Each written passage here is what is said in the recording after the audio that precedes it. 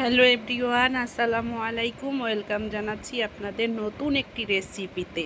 তো আজকের রেসিপিতে থাকছে দুইটা রান্না। একটা হচ্ছে মিষ্টি কুমড় দিয়ে চিংড়ি মাছ দিয়ে রান্না, একদম ভুনা ভুনা। আর একটা হচ্ছে রূপচাঁদা মাছ। এটা নদীর রূপচাঁদা মাছ। এটা হচ্ছে আষ্টেয়ালা রূপচাঁদা মাছ। এটার একটা কালো আছে, একটা সোনালি বর্ণেরও আছে। এই মাছটা সোনালি বর্ণের। তো আমি প্রথমে মিষ্টি কুমড়া দিয়ে শুরু করছি। তো এখানে আমার একটু ভুল হয়ে গিয়েছিল, ক্যামেরাটা অফ ছিল। তো আপনাদেরকে বলে দেই, প্রথমে আমি কড়াইতে তেল দিয়ে দিয়েছি পরিমাণ মতো, দিয়ে ছোট ছোট চিংড়ি মাছ ধুয়ে কুটে একদম পরিষ্কার করে চিংড়ি মাছগুলোকে তেলের মধ্যে প্রথমে আমি ভেজে নিচ্ছি। ভেজে নিয়ে একটু লাল বর্ণের হয়ে গেলে এখানে আমি পেঁয়াজ কুচি দিয়ে দেব। মিহি করে পেঁয়াজ কুচি করে রেখেছি। তো চিংড়ি মাছটা আমার লাল লাল হয়ে এসছে। এখন আর একটু নাড়াচাড়া করে আমি এর সাথে পেঁয়াজ এবং লবণ কাঁচামরিচ দিয়ে দিব। তো এভাবে করে চিংড়ি মাছ দিয়ে মিষ্টি কুমড় রান্না করে খেয়ে দেখবেন, অনেক মজা হয়। আর আমি পেঁয়াজটা এত মিহি করে কুচি করেছি, এটা আর বাটার কোনো প্রয়োজন নেই। এখানে আমি পরিমাণ মতো পেঁয়াজ দিয়ে দিলাম, দিয়ে দিব স্বাদ মতো লবণ, দিয়ে এটা সুন্দর করে লাল লাল হওয়া পর্যন্ত আমি নাড়াচাড়া করব। এই তো আমি লবণ দিয়ে দিচ্ছি।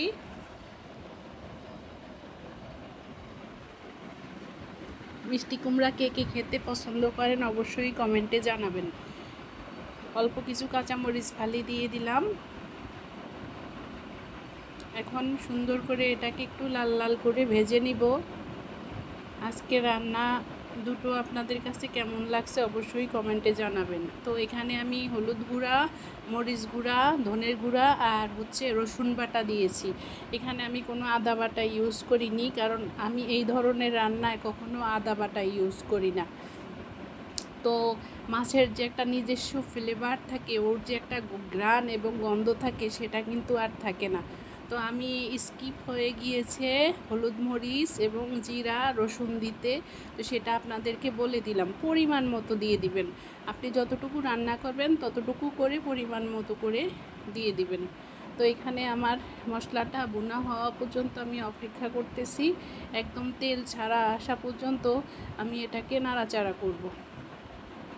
তো মিষ্টি কুমড়া আমার অনেক পছন্দ, আমার বাচ্চারাও আলহামদুলিল্লাহ খায়। এটা ওরাও পছন্দ করে। আমি মাঝে মধ্যে ট্রাই করি মিষ্টি কুমড়া রান্না করার জন্য। তো একদম ভাজা ভাজা তেল উঠে গিয়েছে। এখন আমি মিষ্টি কুমড়াগুলোকে ধুয়ে রেখেছি কুটে। দেখছেন কি সুন্দর হলুদ, একদম পাকা আমের মতো। গ্রানটাও অনেক সুন্দর ছিল। তো আমি মিষ্টি কুমড়াগুলা ঢেলে দিয়েছি, দিয়ে আমি এটাকে সুন্দর করে নাড়াচাড়া করে নিব, কারণ এখানে আমি কোনো আর পানি ইউজ করব না। এটাকে সুন্দর করে নাড়া দিয়ে এটাকে আমি সুন্দর করে নাড়া দিব। নাড়া দিয়ে ঢাকনা দিয়ে 20 মিনিটের জন্য ঢেকে দিব। এখানে আমি কোনো পানি ইউজ করব না, কারণ মিষ্টি কুমড়ার সাথে পানি দেই না আমি কখনো। লতি, মিষ্টি কুমড়া, এই দুই তরকারিতে দুন্দুল, ঝিঙ্গা, এগুলার সাথে কখনোই আমি পানি দেই না। তো এগুলা এভাবে করে রান্না করে খেয়ে দেখবেন, অবশ্যই অনেক টেস্ট হয়। তো আমি রান্নাটা এখন ঢাকনা দিয়ে ঢেকে দিব। 20 মিনিট পরে আমি ফিরে আসব। 20 মিনিটের জন্য ঢাকনা দিয়ে ঢেকে দিব। আর মিষ্টি কুমড়ার কালারটা এত সুন্দর ইয়ামি লাগতেছে, আমার কাছে এত সুন্দর স্মেল আসতেছে। তো আমি রান্না করার সময় এটার যে ফ্লেভারটা পেয়েছি, এই মিষ্টি কুমড়াটা অনেক সুস্বাদু। অবশ্যই ঘ্রাণেই বোঝা যাচ্ছে যে এটা অনেক সুস্বাদু হবে। তো আমি ঢাকনাটাকে ধুয়ে দিচ্ছি। ধুয়ে ঢাকনা দিয়ে 20 মিনিটের জন্য ঢেকে দিব মিষ্টি কুমড়াটা। 20 মিনিট পরে ফিরে আসব। মিষ্টি কুমড়াটা কেমন হয়েছে আপনাদের সাথে শেয়ার করব। তো আমার রান্নাগুলো যদি ভালো লেগে থাকে অবশ্যই কমেন্টে জানাবেন। প্লিজ সাবস্ক্রাইব করে পাশে থাকবেন, পাশে থাকা বেল বাটনটিকে অন করে দিবেন। দেখতে পেয়েছেন কি সুন্দর, একদম কমে মজে, একদম কমে মজে এতটুকু হয়ে গিয়েছে। তো কি সুন্দর, একটা কুমড়া আবার ভাঙবে না, আস্ত আস্তই থাকবে, কিন্তু কুমড়া সেদ্ধ হবে। এই মিষ্টি কুমড়োর সাথে একটুখানি চিনি না দিলে এর টেস্টটা বাড়ে না। তো এই চিনিটা দেওয়ার কারণ হচ্ছে এর টেস্টটা দ্বিগুণ বেড়ে যাবে। তো আমি সামান্য পরিমাণে একটুখানি চিনি দিয়ে দিলাম। চিনি দিয়ে মিষ্টি কুমড়া রান্নাটা কমপ্লিট করে নিব। তো কে কোথা থেকে ভিডিওগুলো দেখছেন অবশ্যই সাবস্ক্রাইব করে দিবেন, পাশে থাকা বেল বাটনটিকে অন করে দিবেন।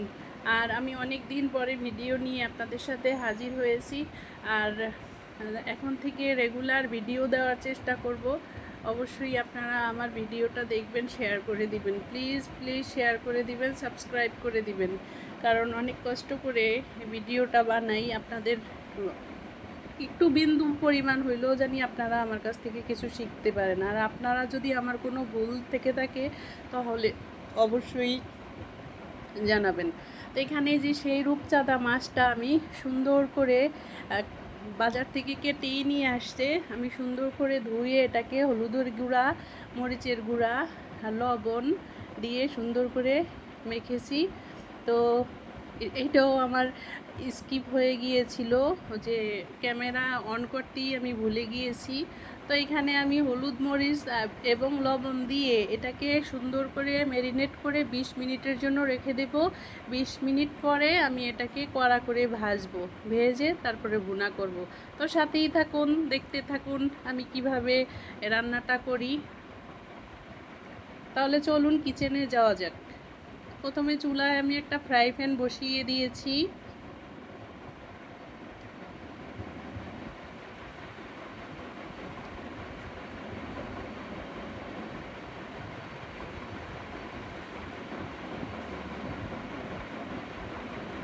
এখানে আমি পর্যাপ্ত পরিমাণে তেল দিয়ে দিলাম।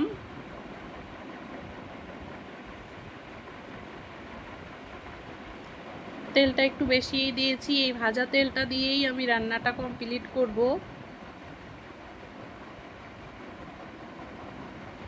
তেলটা গরম হওয়ার জন্য আমি অপেক্ষা করতেছি।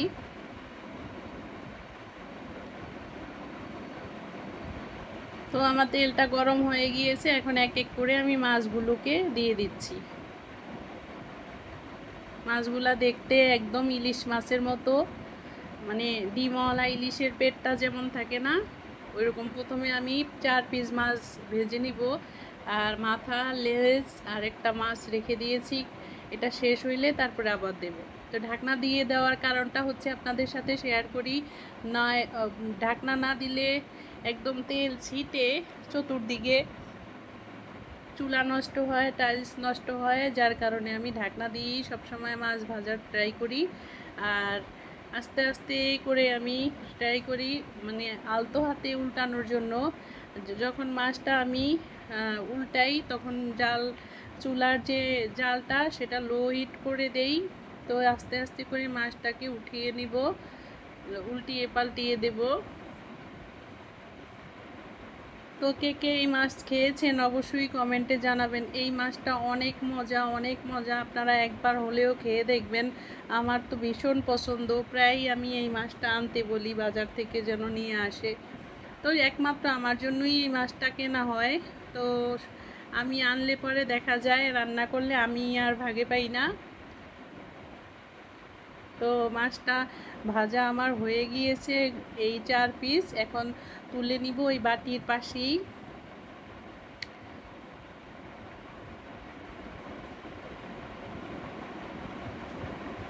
আর এই মাছে কাটা কম, বাচ্চারা সহ খেতে পারে, কোনো অসুবিধা নাই। আমি এক এক করে সব মাছগুলাকে তুলে নিচ্ছি।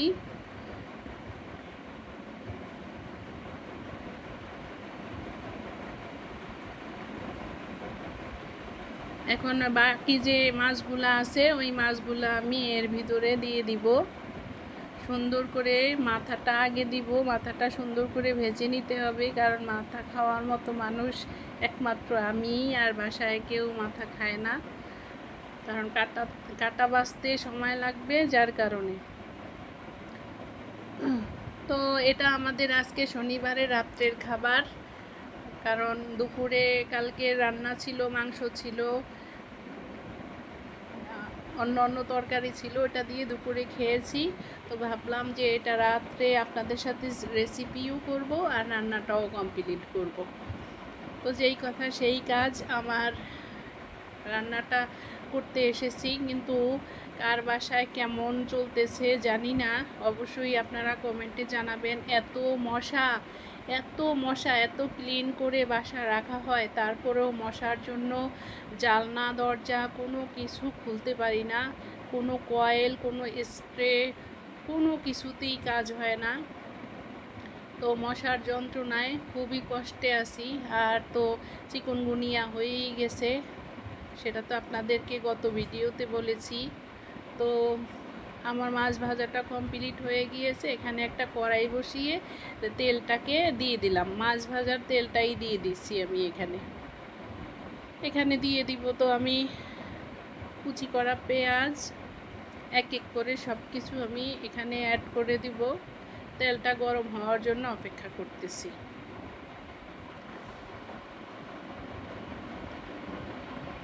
এই তো আমি তেলের ভিতরে পেঁয়াজ আর মরিচগুলা দিয়ে দিলাম, দিয়ে এখন স্বাদ মতো লবণ দিয়ে দিব। আর এত গরম পড়তেছে, এই যে আমি লবণ দিয়ে দিছি।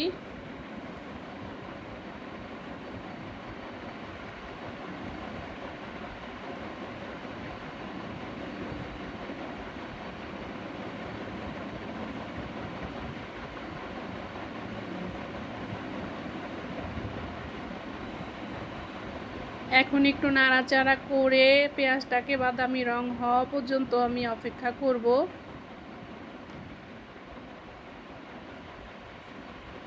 তো আমি এই মাছটা কোনো তেমন ঝোল রাখবো না, একদম মাখা মাখা যে ঝোলটা, বারবিকিউ স্টাইলের যে ঝোলটা থাকে না, ওই ঝোলের মতো করে মাছটা আমি ভুনা করব।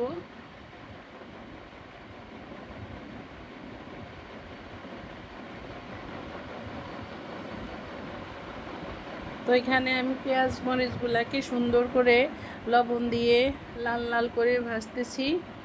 তো এখানে দেখতেই পেয়েছেন পেঁয়াজটা একটু লাল লাল বাদামি রং হয়ে এসেছে। তো এখন আমি সব মশলাগুলোকে এর সাথে অ্যাড করে দিব। প্রথমে আমি হলুদ গুঁড়া দিয়ে দিচ্ছি,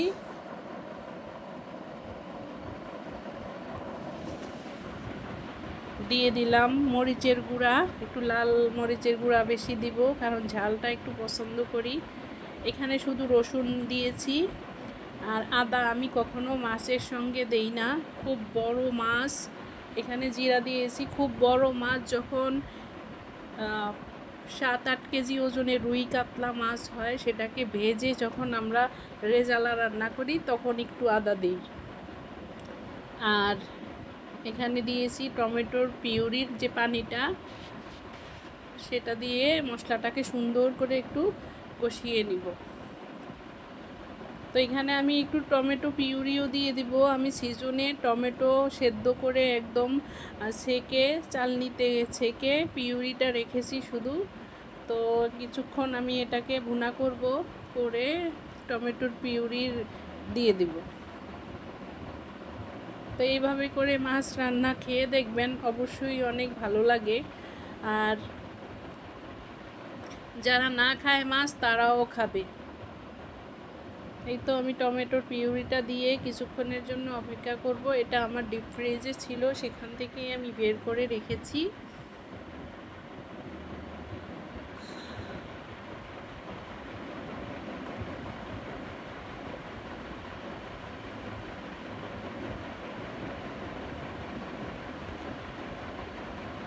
একটু নাড়া দিয়ে দিব,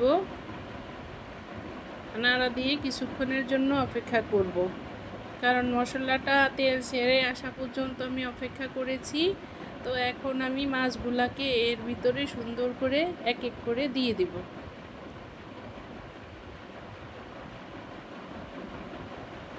এই তো মাছগুলো আমি ছেড়ে দিচ্ছি, দিয়ে অল্প পরিমাণ একটু পানি দিয়ে দিব।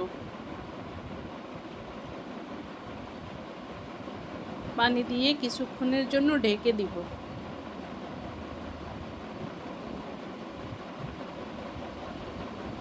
দেখতেই পেয়েছেন কতটুকু পানি আমি দিয়েছি। এখানে জালটা একটু মিডিয়াম টু লো হিট দিয়ে আমি রেখে দিব, রেখে কিছুক্ষণের জন্য ঢাকনা দিয়ে দিব। ঢাকনা দিয়ে একদম উল্টিয়ে পাল্টিয়ে দিব। কিছুক্ষণ পরে আমি মাছটা উল্টিয়ে পাল্টিয়ে দিব। তো এই তো দেখতে পেয়েছেন আমার মাছের রান্নার কালারটা কেমন লেগেছে অবশ্যই কমেন্টে জানাবেন।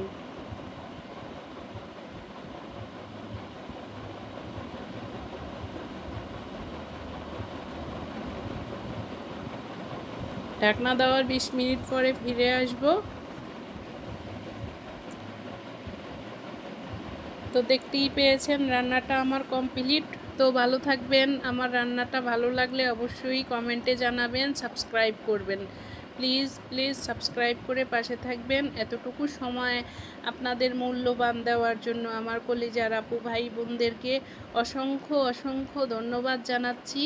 আপনারা সবাই ভালো থাকবেন। আল্লাহর দরবারে আমি এতটুকুই আশা করি, আল্লাহ যেন আপনাদের সবাইকে সুস্থ রাখেন। আল্লাহ হাফেজ।